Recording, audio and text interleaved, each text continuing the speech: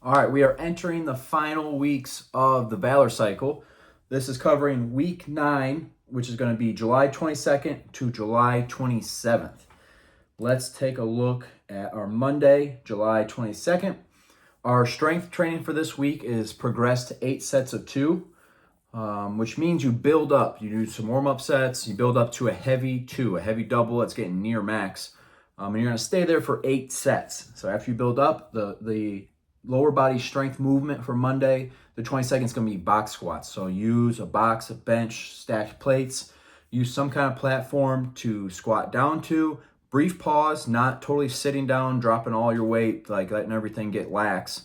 You maintain tension down to a platform, a box, pause for a brief second, and then explode up. You're going to go 8 by 2 there.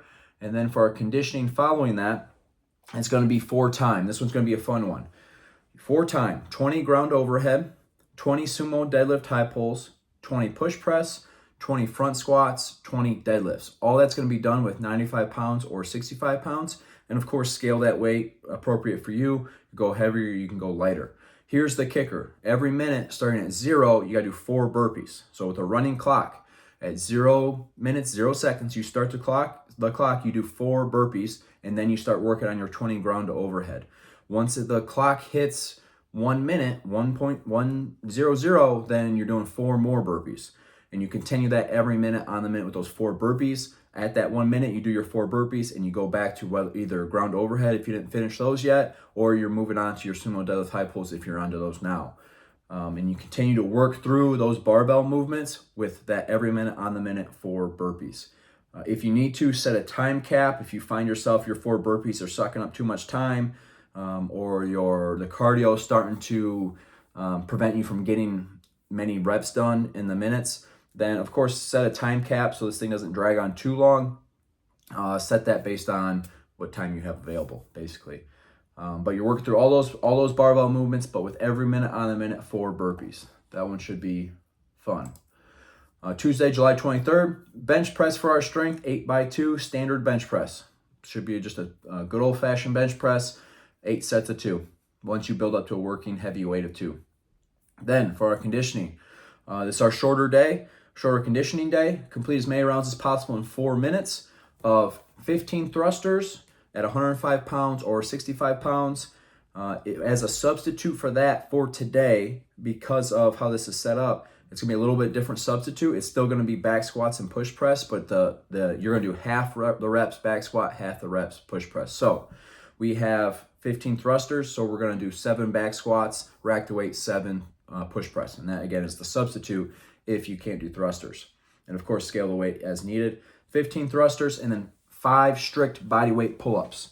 All right, keep them strict. A lot of times I'm not overly strict about pull-ups for me personally in conditioning. If I'm trying to improve strict bodyweight pull-ups, then I keep my bodyweight pull-ups strict. But from a work capacity standpoint, just getting pull-ups done as fast as possible is normally my go-to. For the purposes of this workout, let's keep them strict. Now here's the kicker. So you have complete as many rounds as possible in 4 minutes. If you complete 3 rounds in those 4 minutes, the time now extends to 8 minutes.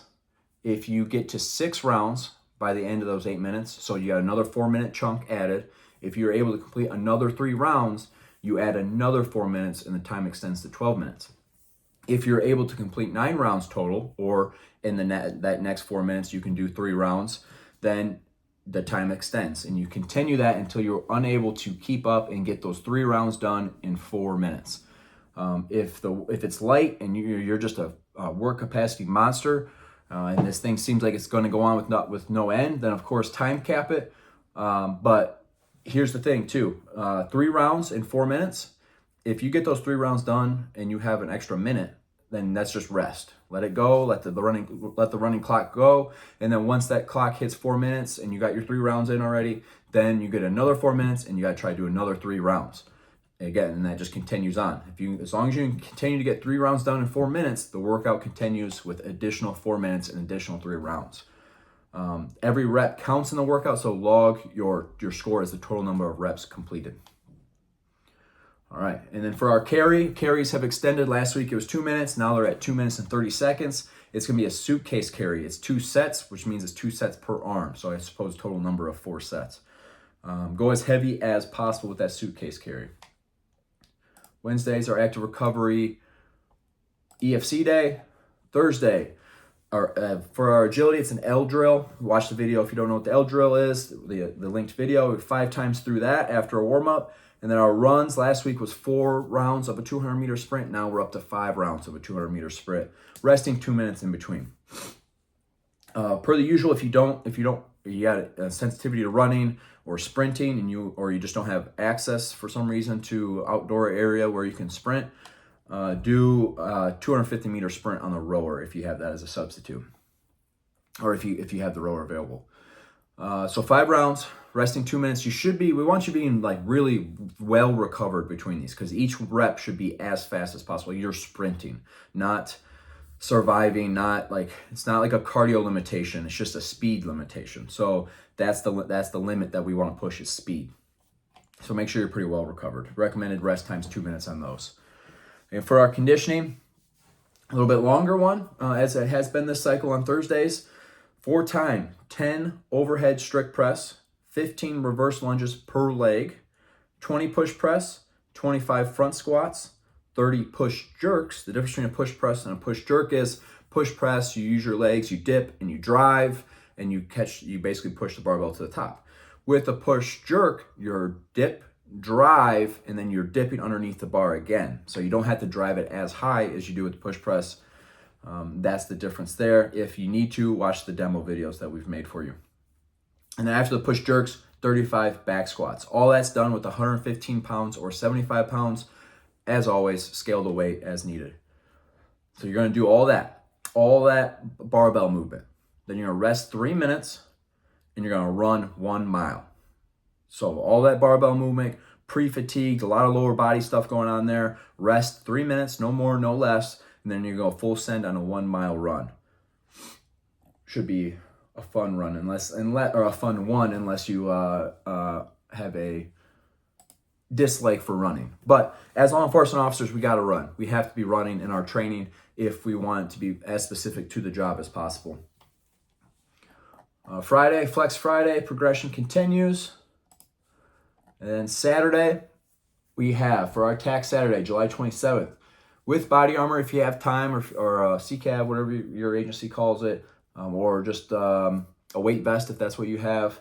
With body armor, 4 time, 1 mile run, 20 ground to overhead. So taking a barbell, 155 pounds or 105 pounds, and getting it from the ground to overhead as efficiently as possible. That could look like a muscle snatch. That could look like a clean and jerk. That could look like a clean and push press. That could look like a reverse curl and split jerk. Just get the weight from the ground to overhead.